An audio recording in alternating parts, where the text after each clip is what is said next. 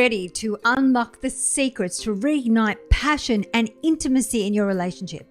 Well, join renowned relationship expert Laura Doyle as she takes you on a captivating journey towards a more fulfilling love life. In her enlightening conversation, Laura reveals the life-changing power of embracing frivolous fun and finding joy in the simplest of things. Why is happiness so crucial in maintaining a happy relationship? How can you take ownership of your pleasure to create a stronger bond with your partner?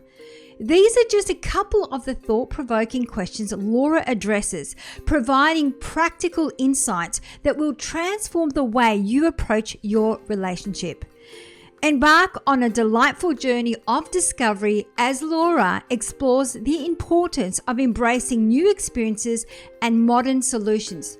Don't miss this opportunity to learn from an expert who knows the secrets to reignite passion and intimacy. Get ready to be inspired and empowered to create the love life you've always desired. Tune in now and discover the keys to a fulfilling and passionate relationship. Enjoy.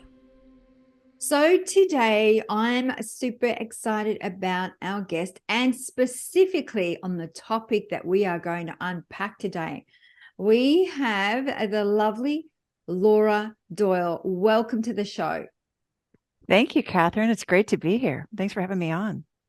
I can't wait. Very excited. So the way that we love to start the show is we always love to ask our guest, Laura, to share your story. So Laura, tell us what's your story and what inspired you to do what you do today?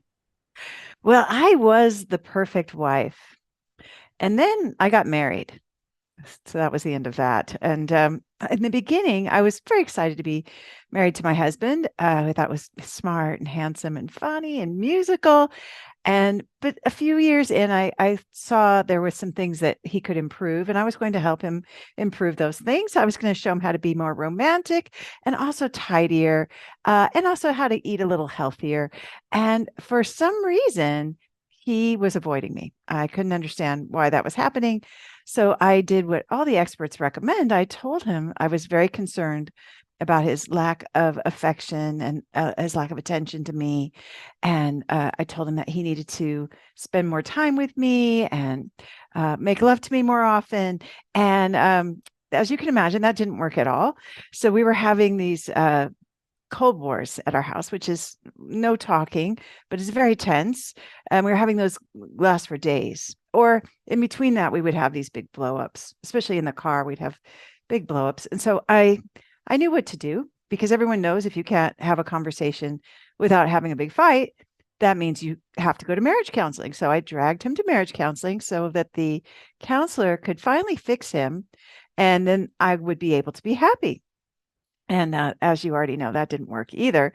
In fact, I was on the marriage counselor's gray couch when I realized that it was hopeless.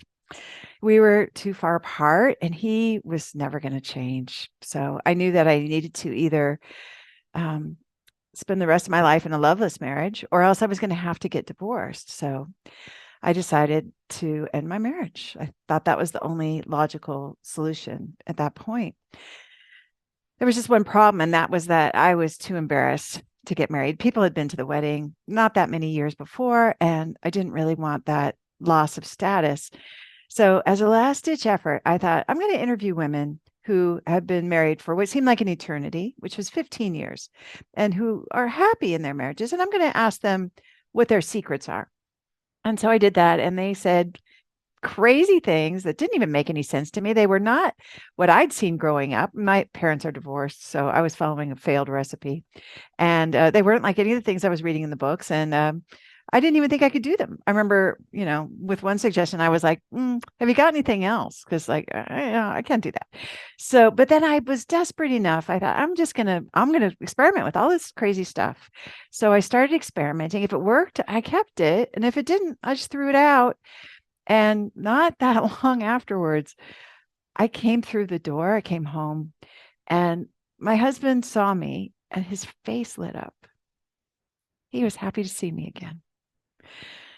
And that had been gone. So I knew I was onto something, and I was very excited because I thought, oh, now I know what to do to have a happy marriage. And I had wanted that so badly.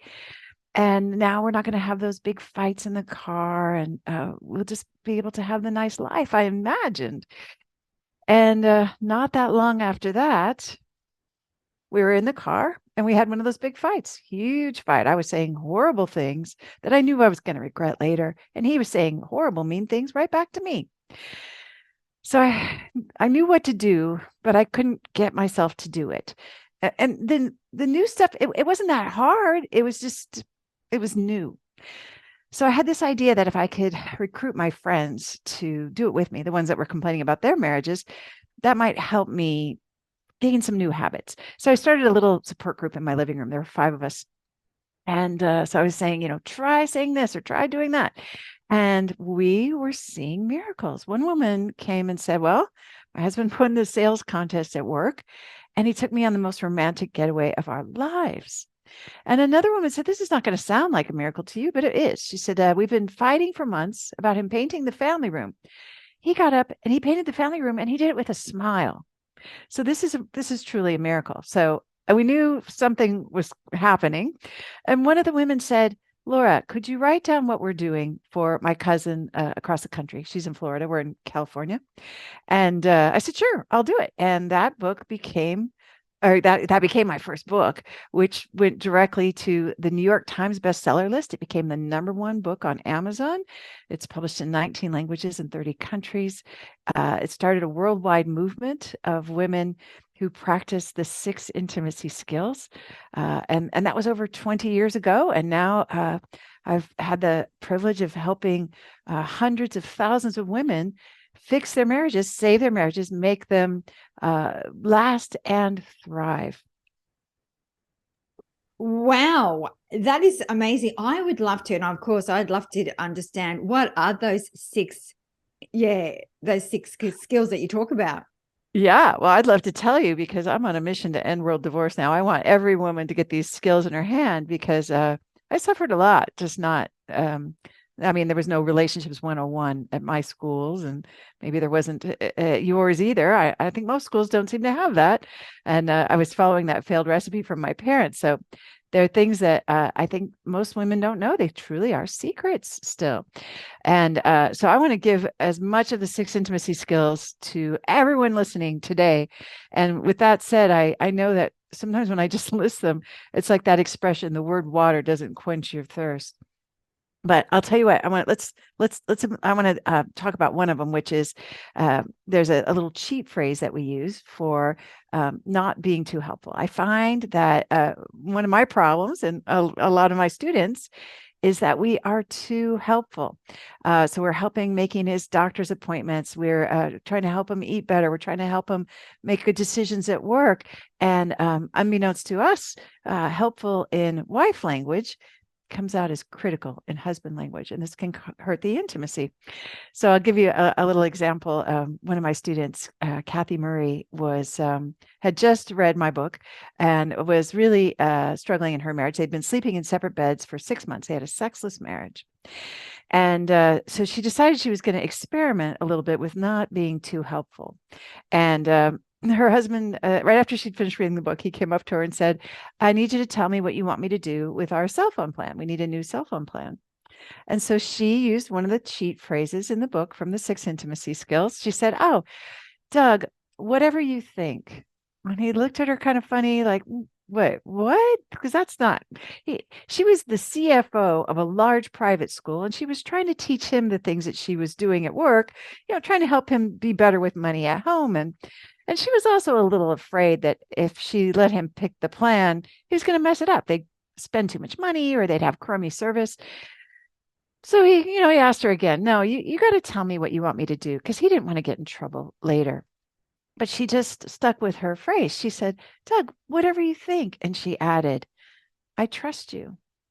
So he went away and he decided what to do with the cell phone plan all by himself. And he did fine, right? It worked. He was a competent guy, capable guy. But that night he came over to her and put his hand on her shoulder. And he said, you were so nice today. And tears just ran down her cheeks. They slept in the same bed that very night. She'd been going to a marriage counselor once a week, by the way, to complain about Doug for an hour a week, which never works. No one ever got happier by complaining for an hour a week. But after this experience, she fired her marriage counselor and she came to train with me. And that was over 20 years ago. And she still gets tears in her eyes when she talks about how wonderful her marriage is now and how tragic it would have been to throw the man of her dreams out just because she didn't have the right skills to bring out his best and also show up as her best. Just from practicing those skills, divorce was off the table and they were sleeping in the same bed again. I know so many couples that don't sleep in the same room. It's not an uncommon thing. I used to think it was an uncommon thing, but then if you go back even 40, 50 years ago, it was very common then. But then it changed and now it's kind of heading that way. So what I'm hearing is a marriage counselor doesn't really resolve any marriage problems. That's unfortunately been my experience. And so many of the students that arrive on our campus have gone that same route. And I think if I'm honest about my intentions when I went to marriage counseling, it wasn't so that I could self-reflect and improve myself. No, I wanted her to fix him. So it was really quite hypocritical, my approach. And I don't think I'm the only one with that. But I also think there's another fundamental problem, which is that I think the typical model for therapy, and of course, there are many wonderful marriage counselors out there, so don't get me wrong, but I think a common part of the model is to talk about what's wrong.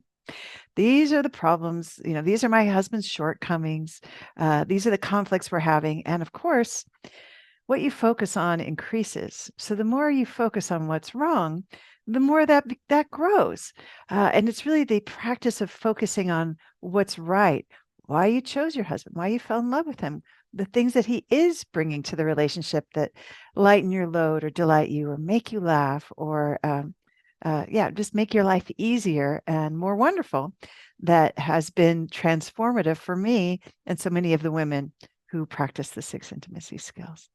It's so true. I even say that when I facilitate classes is when you have a look at the problem, just using the language, you're moving away from the solution and you're basically going down a rabbit hole of the problem.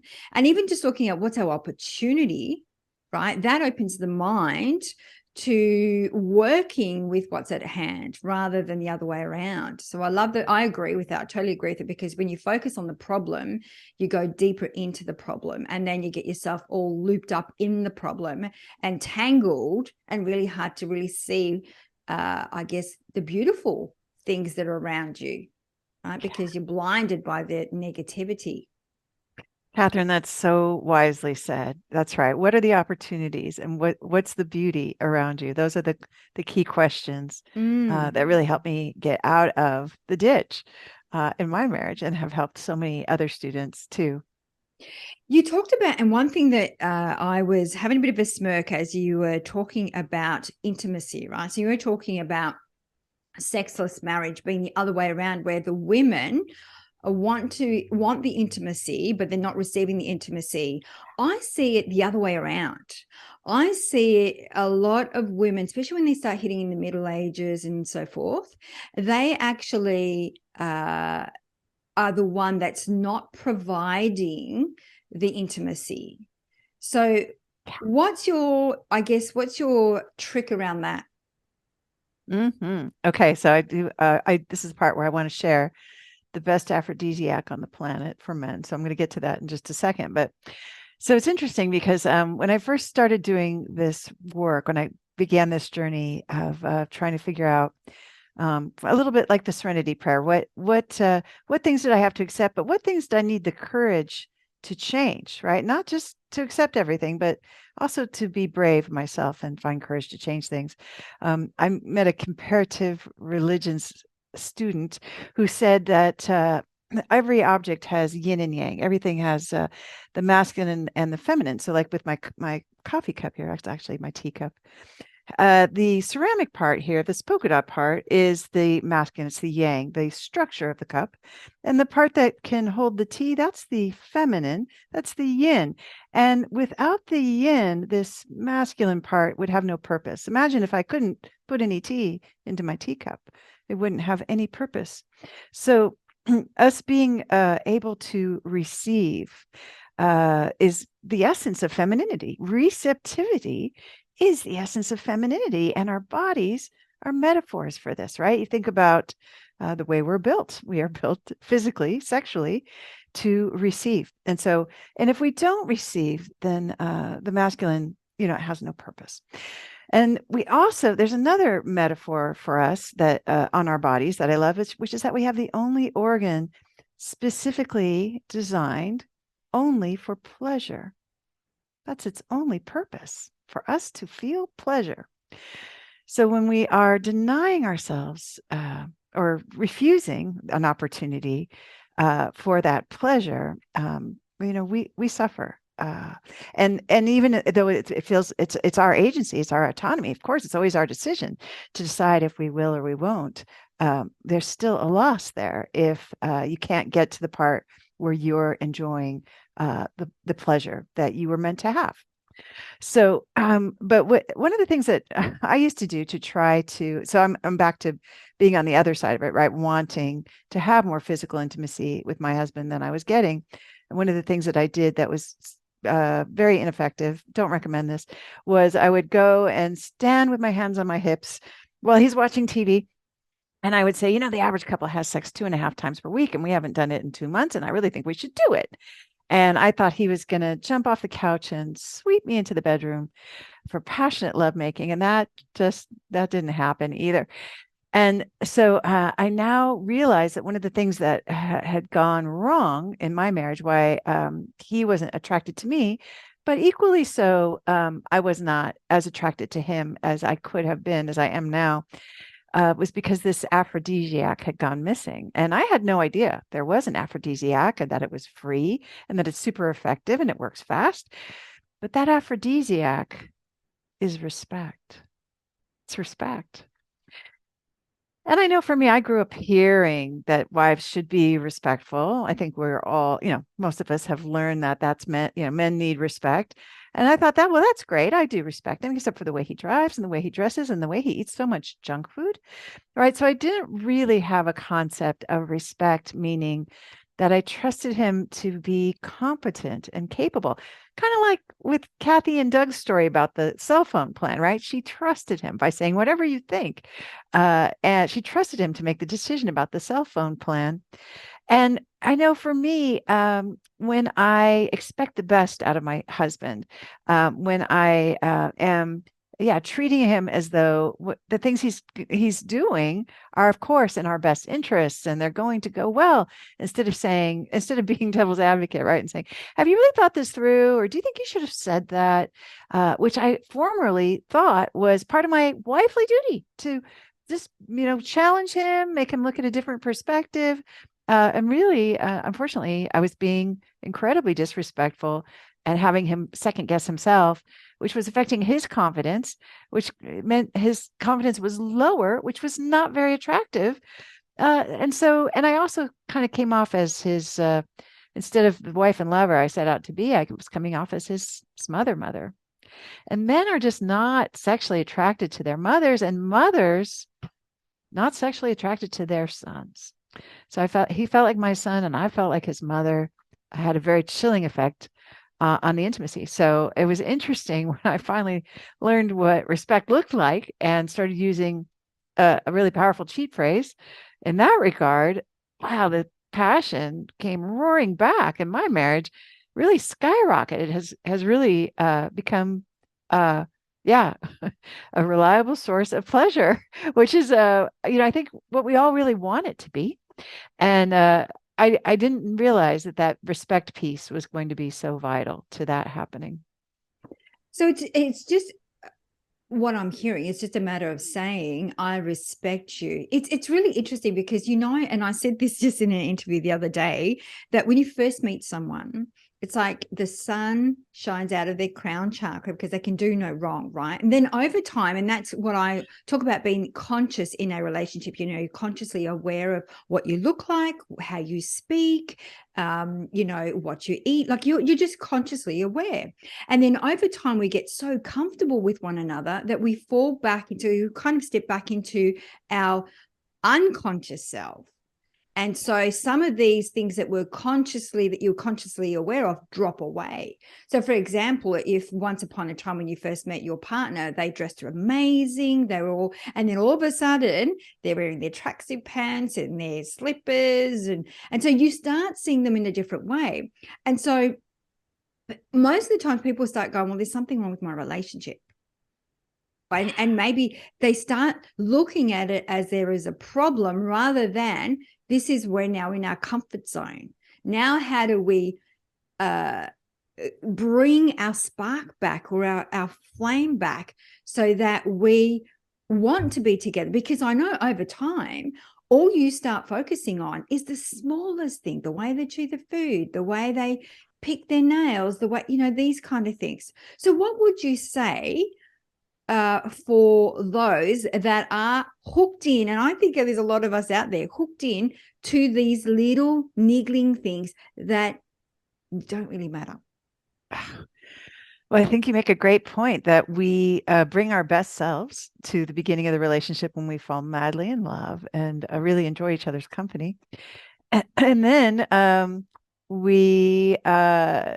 know for me, I became critical, condescending. I could see these little faults like you're talking about, and they did seem very glaring. I didn't see how I would be able to live with them. They seemed intolerable. Really, that's why I was on the verge of divorce. And really, it had so much to do with how I was showing up and how he was responding to me. So, I mean, in a way, when you say, "Oh, we start out as our best self," well, who doesn't want to be their best self, right? I want to be my best self all the time, actually. I enjoy her more being around, my best Laura than I do the shrieking one who is, shouting from the other room and losing her patience and complaining about things. I'd much rather be my best self. So it's been interesting that through the journey of trying to fix my marriage, trying to save it, and not just make it so like, we're still married, great, but make it really the kind of relationship we all dream of having. Making it all it's cracked up to be. That was the door called self-reflection that I would have never walked through if I didn't feel like I had no escape except for that embarrassing divorce and being really stuck with this person who is actually just my mirror, reflecting back what I'm bringing to the relationship, whether it's kindness, respect, patience, self-control, all these virtues that I would, I'm pretty grateful that I've been able to cultivate through this big breakdown in my marriage. I probably never would have done it any other way, but it's been the best self-improvement program I've ever undertaken. And to your point about these niggling things that are bothering us, one of the things that was really life-changing for me was learning this cheat phrase about respect, right? So in a moment of clarity, when I realized how much disrespect I had brought to my husband and how crushing that is for any man, for my husband, certainly, I wanted to be accountable for that. And so and this phrase I'm going to share with you sounded like the most anti-feminist, ridiculous, old-fashioned, sawdust in my mouth sort of thing to say when I first said it. But now it's my favorite thing to say. And I'll tell you a quick story about when I used it, actually not that long ago, which is we were my husband take me to a swanky restaurant on a Saturday night. So this joint is just hopping, the waiters are flying by and the bar is laughing and the music is playing and we are just having a really nice time. And my husband's talking about, he was talking about work. And then I made a comment about work that I thought was fairly harmless, but really it had a subtext of, you should really give preference to this client over that client. I was telling him what to do at work. And all of a sudden, the music stops. My husband gets this look on his face. The waiters stop, the laughter from the bar, everything stops. Our good time is over. And he has this look on his face. And I thought, oh, what just happened? And then I wasn't ready to be accountable at all. So I just said, oh, was that disrespectful what I just said? And my husband was like, yeah. And I was like, oh, oh. And then I pulled out my magical phrase. I said, I apologize for being disrespectful when I commented on what you should do at work. And he said, thank you. And then the look on his face, he was just relaxed and calm again. And the music started, the laughter from the bar came back. Our good time was back. Our night was not ruined in some kind of a Cold War or a hostile blow up.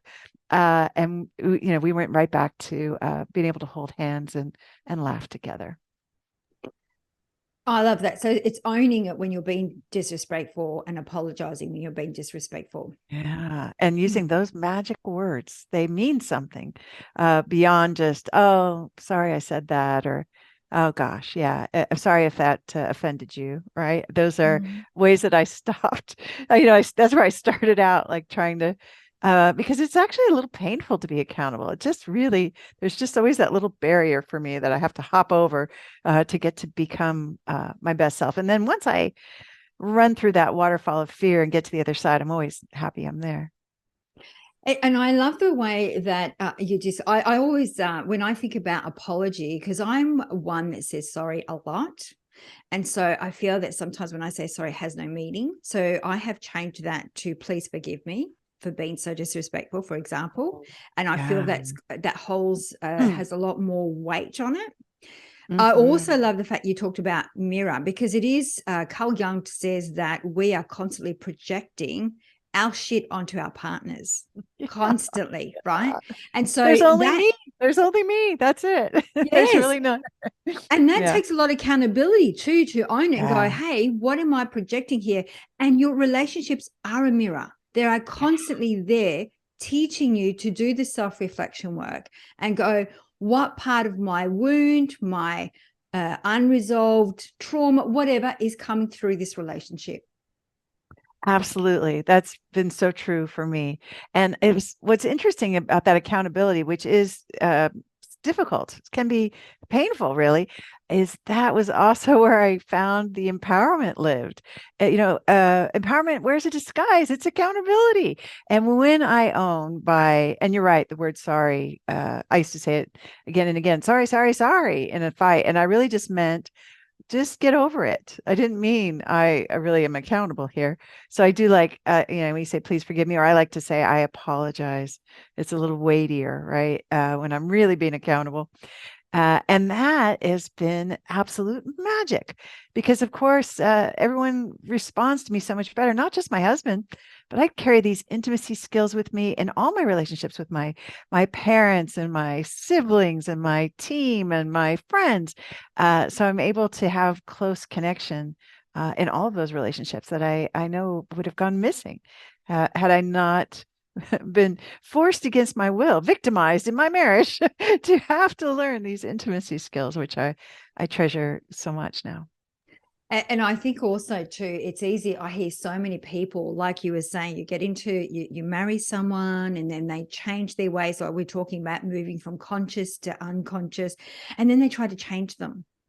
And to me, it is impossible to change another. But if you want to change your relationship, you change yourself, because your environment is a reflection of what's going on inside of your environment, your internal environment. So when we talk about the mirror, it's like we're constantly projecting that stuff onto our partners and in our environment. So if we're not happy with our partner, we're not happy with our environment, we have to look from within. And that in itself can be quite confronting. So how do you go about, because you do this kind of work all the time. Yeah. Because it's easier to blame somebody else rather than saying it's my stuff, right? Yeah. What do you do? Yes. Well, I've got a great story about this, and I want to introduce another one of the 6 intimacy skills with this, which is the power of the spouse fulfilling prophecy. And so we all have this, right? We're all walking around saying things about our partners all the time And we think it's the truth, but it's really just the thing that we're projecting from our projector, right? From ourselves. So what I had done early on in my marriage was I would say to my husband, maybe you could see if, why don't you see if you can get a raise? Why don't you see if you can get a promotion? Maybe you could get a better job. Maybe you could start to make more money. How about if you make more money? And what he heard, and rightly so, was, you don't make enough money. And do you know what happened? I'm such a good manifester. I'll tell you, Catherine, he stopped making any money. That's just how powerful I am, right? And not just me. We're all like this. We're all such good manifestors. And I was seething with resentment because now I was the only breadwinner in our family. And I just could not understand why he wouldn't go and make more money. And around this time, I heard a tape from Lee Miltier, she used to do it was a Nightingale Conant. I don't know if you remember them. Anyway, old self-help tapes from way back in the day. And she was talking about the power of auto-suggestion, which I think we'd call affirmation now, right? And she had this student who went to her course on affirmation and walked away realizing she'd been affirming something to her husband that wasn't serving her. She had been saying, you always lose your temper. So she left Lee's class and said, I'm going to experiment with saying just the opposite, just to see, like, what the heck? What do I have to lose? It's not a good experience for me to have him lose his temper. I want to change this up. So she went home and she waited for him to lose his temper. And she didn't have to wait very long. But as soon as he did, she said, that's not like you to lose your temper. And I'm laughing as I'm saying it because he looked at her funny, and their 12-year-old son said, yes, it is, Mom. He always loses his temper. But she stuck with it. She thought, I have nothing to lose. I'm going to keep affirming that it's not like him to do this. So she did that. And then not too long after that, they were at a restaurant and the service was slow. And he started to fume. He was like, you know what? We've been waiting so long. I have a good man I'm going to call the manager over here and just let him know how long we've been waiting. And then he stopped himself and he said to her, that's not like me to lose my temper, is it? And she just nearly fell out of the chair onto the floor because it worked, right? What she was expecting from her husband, she was getting. And we see this so often, right? So I heard that story and I thought, you know what? I'm doing the same thing. I'm going to change this up. I decided I was going to start a spouse fulfilling prophecy, I call it, for my husband. And I started saying, you've always been a good provider. You've always been a good provider. You're a good provider. And just for fun, I started saying, and you're Mr. Moneybags. Because what do I have to lose, right? I'm just doing an experiment. So around that time, my husband started his own business. He'd never had his own business before, but he started a business in a field that he was passionate about, which was video. And he was very successful with it. He was more successful than he'd been financially at his previous jobs.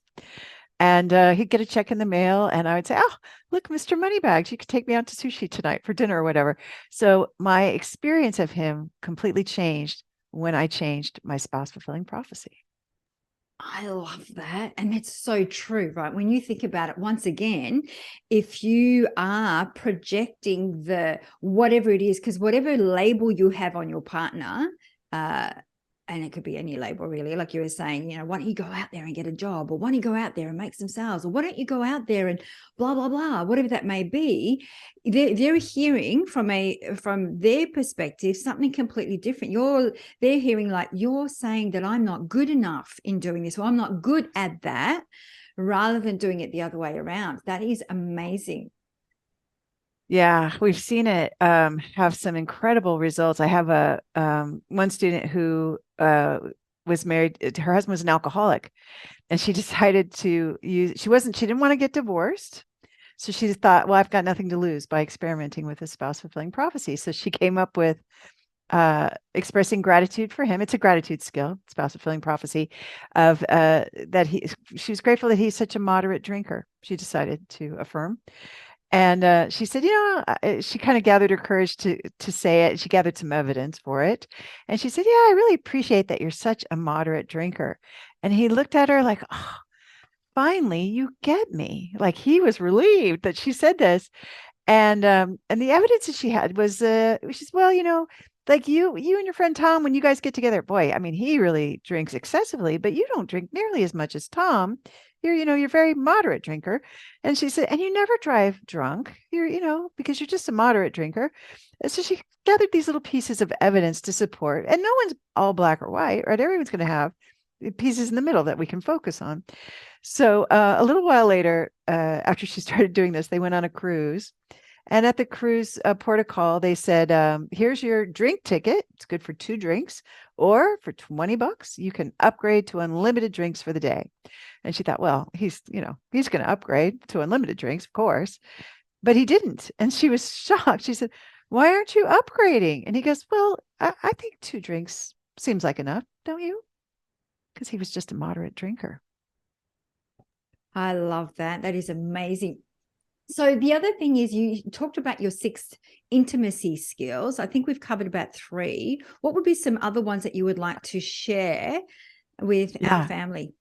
Okay, well, one that's really completely vital that I need to tell to every woman needs this, is how to express your desires in a way that inspires. And this is actually another part of one of the skills we've already touched on, but I've got to give everyone this formula. So back in the bad old days, I used to, I have this terribly embarrassing story about my husband took us to Hawaii when we were a new couple, not even married yet. And I was very excited because I thought on the first day, we're going to go to the beach. And so instead of saying that I wanted to go to the beach, I said to him, hey, what would you like to do today? And he said, well, I thought we could go see a volcano. And I was like, oh, yeah, a volcano. Oh, okay. That's not what I wanted to do at all. But I didn't say anything. I thought, I don't want to have a conflict here. So I'm just going to suck it up and we'll go see a volcano. So we get in the car and you don't see a volcano for a long time. There was just molten rocks on the side of the road on the way to seeing this volcano. And I just thought, this is not fun at all. This is not what I wanted to do. And he got the sense something was up. So he said, is everything okay?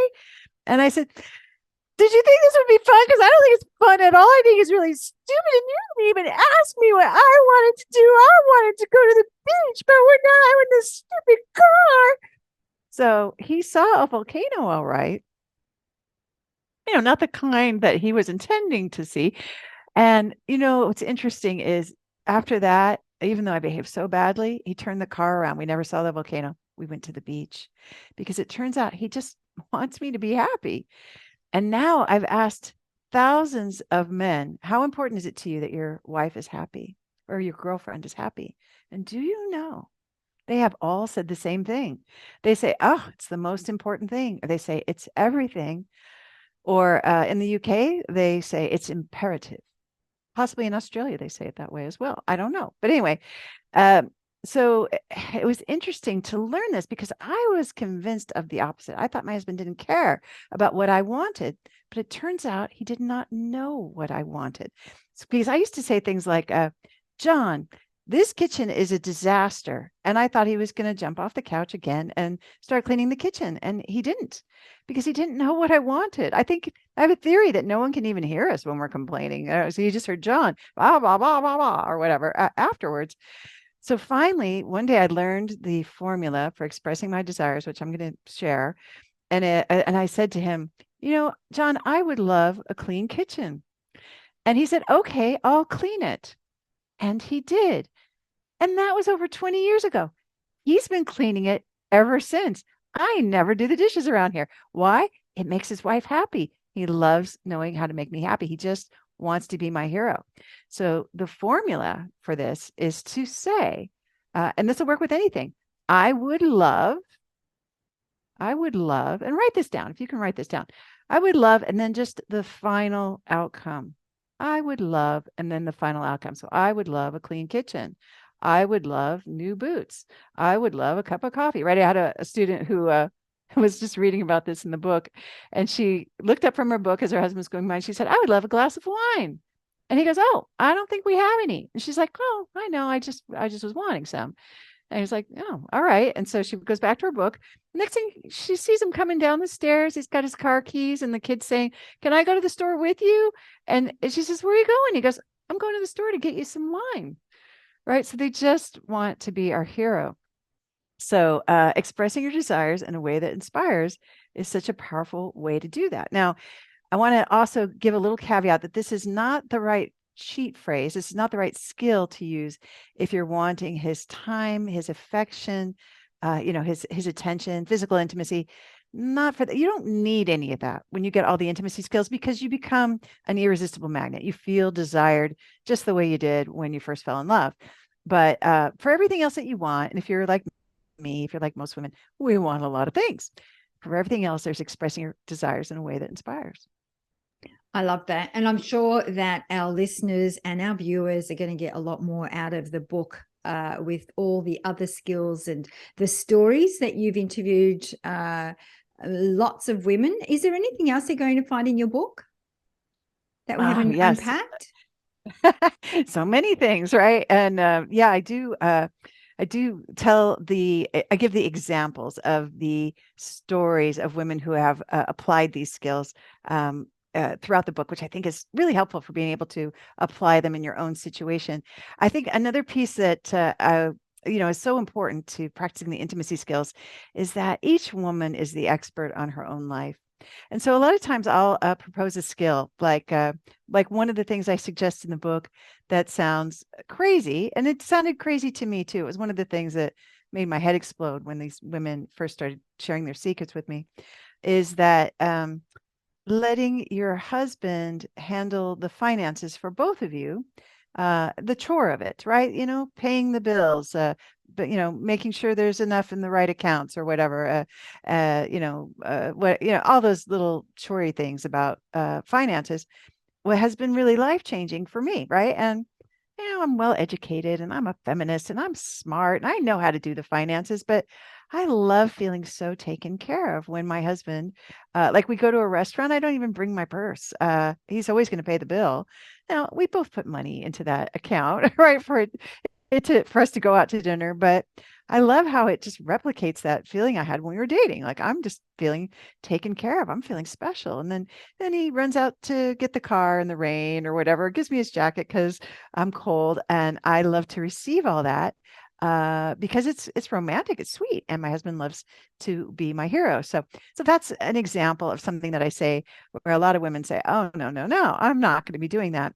And my response is always, "You get to decide what fits for you. I'm only sharing my experiences, and now I'm fortunate to be able to share the experiences of so many of my students that I interview one every week on my podcast to talk about her marriage transformation.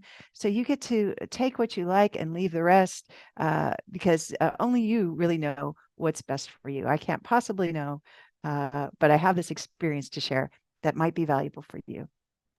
Amazing. And you keep talking about the hero and the man wanting to make the wife happy. What about their happiness? Oh, yes.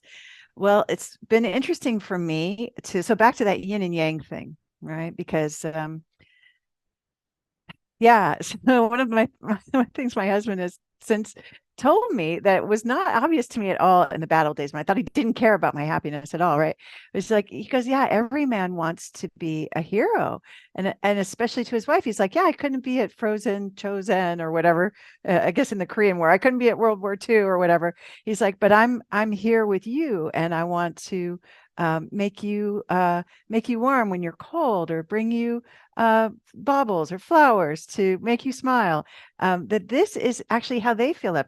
When he kills a scary spider for me, he feels more loved. And I do too. I feel taken care of. So we have these complementary designs, that like just like the image of the yin and yang, right? That where when he's doing what feels good and makes him feel loved, that also makes me feel loved, and it becomes a virtuous cycle where we just feel so connected and so intimate that yeah, learning to love and be loved in return in my relationship has just been one of the best things I've ever done, and I recommend it for everybody. I love that. And I find it sometimes, even for me, as you have been speaking today, receiving is a big thing for me. I find it really hard to receive. My husband always says to me, "You drive me crazy. Don't ever let me help you." And so this has been a really interesting conversation because I'm sure there's a lot of women out there And even before we came on the show, we were talking about menopause, right? So we were talking about sexless marriage. We have a lot of women who are going through menopause and who would rather mow the lawns than be intimate with their partner because of what they're experiencing.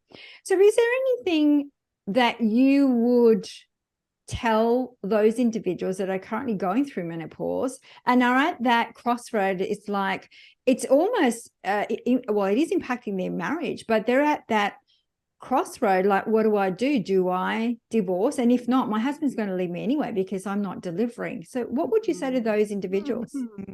Oh, well, first of all, you know, I'm menopausal. I'm 56. So, and this was a big, it is a big monkey wrench. First of all, I just want to say it's really painful, actually. And I was feeling so good about our sex life. We had it so dialed in. I was so happy with it. And then menopause, right? And it did create some distress, I guess I would say, some unhappiness in the bedroom. And so one of the very first intimacy skill that we invite women to do when they arrive on the campus is to engage in frivolous fun, not things that are going to improve your cardio or reduce greenhouse gas emissions or save money, but just things that make you smile, that bring you joy, that make you ridiculously happy. And the reason for that is because it turns out only happy people have happy relationships. And that eluded me. I thought it was my husband's job to make me happy. And so if you take this first intimacy skill into the bedroom, I have the only organ on the human body that's designed for my own pleasure, and I'm the owner and operator of it, right? So it's up to me to know how to make that thing sing, right? And so I take that job very seriously, actually, because I consider it part of my health, my well-being, certainly part of my happiness, but and also part of my good marriage. So I think, but I just don't want to dismiss for a second how painful it is when it feels like, in some ways, like that's gone now. Like, oh, that's never going to be the way it was. But that doesn't mean that it can't still be a source of joy, from my experience. So I know for me, there was just a process of doing some more exploring, being willing to broaden my horizons and incorporate. We live in the age of modern everything, right? Potions and lotions and medicines and therapies. And so that's been kind of a delightful journey, to be honest, if I'm honest, to figure out, well, what else is there that's going to make this? So instead of just, I mean, I think there's some legitimate grief for my lost youth, but I also, yeah, it's been gratifying to get back to having some excellent passion in the bedroom again, even though many things have changed. Yeah, and I think that's a really good point you speak about. I think it's one of those things that we need to just work at it, not just accept that is, and that's the end of our life. We are doomed. That it just means that we just need to work a little bit harder at it, because it is absolutely, it does impact your happiness and a whole raft of things now with all the research. So yeah, it is about finding what works for you. I love that. Yeah. If you think about our husbands wanting to be our heroes too, never more so than in the bedroom. So you can tap into that as well. Yeah, I love it. Love it. Absolutely love it. So for our family that are listening and watching as well, we'll have all everything in the show notes with the book as well, and the podcast and everything that you do. So as the way that we wrap up the show, we always love to ask our guests to leave 3 shiny golden nuggets, or they could be like 3 practical exercises. So Laura, what are those 3 golden nuggets that you would like to leave for our family today? Sure. Well, respect is the best aphrodisiac on the planet for men. Number 2 is expressing your desires in a way that inspires is a powerful way to get all the things that you want in life, not just from your husband, but certainly that as well. And the third one is that only happy people have happy relationships. So don't forget to make yourself happy today. And I think, yeah, I love that one. And I think too, we so often look external of ourselves to find happiness, when really it's as simple as what makes you happy, and do those things. And it could be just one thing at a time every day, one little thing that you can do that brings you joy, whether it's cooking, whether it's going a walk in nature, whether it's cooking your favorite dish, whatever that may be, and build those layers of happiness until you feel that sense of bliss and joy. And then you'll be able to do all the other things. Focus external later. Yeah. Yeah. And when you fill yourself up with joy, that is how you become an irresistible magnet. You're never going to be hotter than when you are singing and dancing and smiling and laughing in the kitchen or wherever you are, folding the laundry. They come right over like magnets to steel. I love it. Absolutely love it. So, where is the best place for our family to find you? Where do you hang out the most? I have something really cool for everyone right now that I want to tell them about, which is at lauradoyle.org. So lauradoyle.org, we have the Adored Wife Roadmap. So you can download that for free. And it talks about the 3 mistakes that so many women are making, trying to get his time, his attention, his affection, what to do instead. And it gives an overview of all the 6 intimacy skills, which, as you know, I'm very passionate about getting into every woman's hands as part of my mission to end world divorce. So you can get all of that for free at lauradoyle.org. You can also tune into my podcast, the Empowered Wife podcast, on Spotify, Apple Podcasts, and wherever you download your podcasts. Amazing. I will have our team put all of that in the show notes. Laura, I can't thank you enough for coming on the show. I've had a couple of light bulb moments myself. So, and I'm sure our listeners and viewers will too, and they will reach out. And it's been such a delight to have you on the show and talk about such a sensitive topic. I think it's one of those topics we don't really talk enough about. So thank you for coming on the show. Thank you for your time and your energy. Thank you, Catherine. It's really been a delight. Thanks for having me on. Thank you.